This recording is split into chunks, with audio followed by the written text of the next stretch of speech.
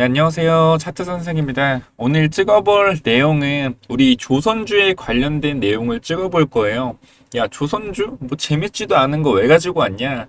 자, 조선주 같은 경우에는 현재 전체적으로 조선주 자체가 추세를 돌려서 상방의 흐름으로 이어가고 있어요. 야, 이게 무슨 말이냐? 자, 먼저 기본적으로 삼성중공업을 먼저 볼게요. 우리 삼성중공업이 자 주봉상 장기 이평선 224일선을 돌파했다. 이 주봉상 장기 이평선을 돌파했다는 거는 뭐다? 상승 초입이라는 뜻으로도 해석이 되거든요. 지금 물론 삼성중공업을 찍고 있지만 오늘 하는 얘기는 조선주 전반적인 내용을 말씀을 드리는 거예요. 여러분 헤비테일이라고 아세요? 헤비테일? 조선주가 왜 실적이 안 좋냐면요. 자, 보시게 되면은 헤비테일 지급 결제 방식이라는 게 있어요. 요게 굉장히 중요하다. 제가 봤을 땐 조선주는 이게 지금 굉장히 중요한 시점이에요. 자, 조선소의 선박 건조 후반기 또는 선박 인도 시 대금이 집중적으로 지급되는 방식이다. 우리가 결제 대금을 받는 거예요. 예를 자동차 같은 경우에는 가격이 1억, 2억 정도밖에 안 하잖아요. 물론 큰 돈이죠. 큰 돈이지만 그 정도의 금액은 바로바로 지불해서 살 수가 있죠. 근데 조선업 같은 경우에는 배 한 척에 몇 천억 이렇게 한단 말이에요. 내가 너희 배 20척 살게. 자, 10조 입금. 이렇게 할 수가 없어요. 그렇기 때문에 먼저 구간을 정해놓고 예를 들어서 조선이 만들어지는데 2년이다. 그러면은 1단계에서는 보시게 되면 10% 금액의 10%를 지급해주고 2단계에서 10%, 3단계에서 10%, 4단계에서 10% 그리고 마지막에 인도할 때 돈을 다 준다는 거예요. 크게.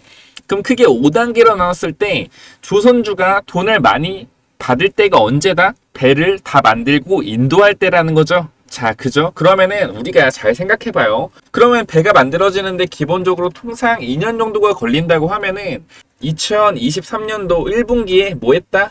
많이 인도를 한 거예요. 많이 인도를 했다. 그리고 우리 2021년도부터 지속적으로 뭐가 있었죠? 수주가 있었죠. 그러면은 지금 단계가 어때요? 지금 단계가 자 봐봐요. 2020년도 말부터 지속적인 수주가 있었기 때문에 대형 조선 업체들 같은 경우에는 이제 인도금, 헤비테일 방식으로 인도할 때 많은 돈이 들어온단 말이에요. 그러면 2021년도 1분기부터 수주를 받기 시작했으니까 지금부터 뭐예요? 엄청난 금액의 인도 금액이 계속 들어오는 거예요. 계속 들어온다. 그런데도 어떻게 되고 있어요? 수주는 계속 지속적으로 받고 있죠. 자, 그렇게 되면은 우리가 시장 논리로 보자고요. 시장 논리로. 자, 수요와 공급이 있는데 원래 같은 경우에는 수요가 없었어요. 조선업 같은 경우에 수요가 없었다. 왜? 배를 한번 만들면 20년을 쓰니까. 그죠? 근데 우리가 지금 2000년대 초반에 조선업 슈퍼사이클이 지나고 이제 20년이 흘러가고 있단 말이에요. 그렇기 때문에 구형 선박들을 교체해 줄 필요가 있어요. 그 교체 시기가 지금 도래해가지고 수주를 받고 있는 거고, 그렇게 따지자면은 수요와 공급 관점에서 현재 수요가 많아지고 공급은 제한적이죠. 왜? 조선이라는 게 도크가 있잖아요. 만들 수 있는 캐파 자체가 한정돼 있다. 그러면은 수요가 많아지고 공급이 적어지게 된다면은 가격은 어떻게 되겠어요? 수요자가 유리했던 입장에서 반대로 공급자가 유리한 위치를 선점하게 되는 거죠. 맞죠? 그러면은 이 상황에서 야, 우리 들어갈 캐파가 부족해. 더 이상 공급할 수 없어라고 해서 가격을 올리게 되죠. 그러면은 가격을 올리는 것도 어느 정도 한계가 있을 거란 말이에요. 지속적으로 꾸준히 뭐 몇 배 이렇게 올릴 수 없잖아요. 그러면은 어떤 방식이 되겠어요? 야, 우리 헤비테일 있잖아. 지급 결제 방식. 우리가 인도 때 60% 주는데 너희가 첫 번째 RG 발급할 때 우리가 30% 40% 주고 시작할게. 우리 거 먼저 해줘. 이런 식으로 되는 거예요. 그럼 아까 말했지만 2020년도, 21년도에 수주했던 헤비테일 방식은 인도할 때 받는다. 지금부터 인도 시기이기 때문에 실적이 늘어나는 건 당연한 거예요. 그죠? 지금 그 밸류가 계산되면서 조선업의 상승을 이끌고 있는 건데 만약에 여기서 수요가 치고 올라오면서 공급이 부족해서 공급자 우위의 상황이 지속적으로 유지된다면은 어떻게 되겠어요? 인도할 때 받는 게 아니고 우리가 수주 받을 때 수주를 받을 때 대금을 많이 받는다. 그러면은 2020년도 때 수주 받아서 인도 금액을 크게 받는 시기인데 여기서 갑자기 먼저 수주 받을 때 앞에 10%를 지급하는 게 아니고 30%, 40%를 지급해준다. 그럼 이게 어떻게 되겠어요? 바로 분기 실적에 반영이 되겠죠. 그러면은 갑자기 실적이 어떻게 되겠어요? 퀀텀 점프 하는 거다. 퀀텀 점프. 실적이 엄청나게 점프를 하는 거예요. 그러면은 단기적으로 조선업 같은 경우에는 지금 투자 매력이 굉장히 강한 시기라는 거예요.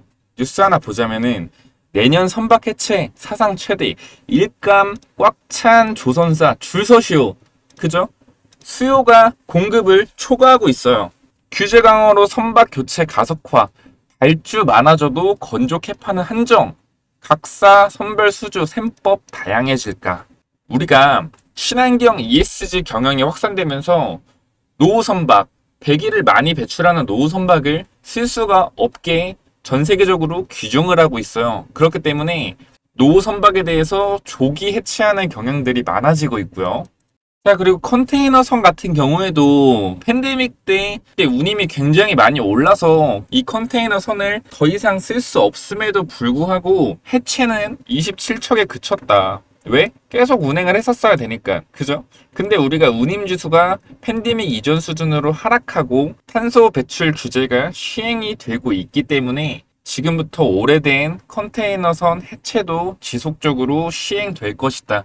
그러면 추가적으로 컨테이너선 발주도 있겠죠. 그죠? 자, 이처럼 선박 해체가 계속해서 늘어난다면은 노후 선박을 교체하기 위한 발주가 지속적으로 이어질 것이다. 자, 여기 읽어보면은 조선업 관계자는 선박이 늘어나면 당연히 발주가 늘어나기 때문에 좋은 것이지만 그렇다고 한들 당장 조선사들의 캐파가 부족하다 보니 많은 교체 발주 물량들이 중국이나 다른 국적의 조선사로 넘어갈 가능성이 있다. 이렇게 말하지만 사실 중국도 많이 올라온 건 사실이에요. 우리가 중국에 넘어갈 수 있다고 하지만 우리나라의 기술력 자체가요. 중국과 차이가 굉장히 나고 원래 일본, 중국, 우리나라 3대 업체가 있었는데 일본 같은 경우에는 우리 2021년대 에버기브노라고 들어보셨을 거예요. 에버기브노. 그죠? 일본산 에버기브노 얘네가요. 무슨 일이 있었냐면은 이렇게 운하에 꼈어요. 선박이 멈춰가지고 운하에 꼈다.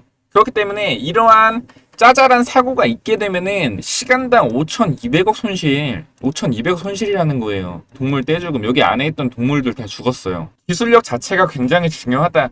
그러면은 지금 중국에 맡기겠느냐? 해외 조선사들이 값이 싸다고 중국에 맡기겠느냐? 이런 상황이 일본이 만든 배에도 이러한 사건들이 있었는데 중국이 만든 배에 과연 많은 발주를 넣을 것인가? 라고 봤을 때 저는 아니라고 생각돼요. 그리고 우리는 돈이 되는 선박들을 많이 만들고 중국은 좀 저렴한 선박들을 많이 만든단 말이에요. 왜 그러겠어요? 왜 그러겠어? 비싼 선박일수록 잘 만들어야 되니까 그런 거예요. 그죠? 그렇기 때문에 해외 현사들도 아는 거예요. 우리나라가 더 잘 만든다는 걸.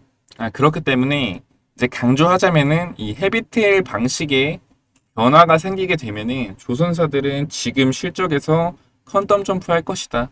이런 관점에서 조선주들을 바라보시면 좋겠고요. 이미 주봉상 추세는 돌아가고 있어요.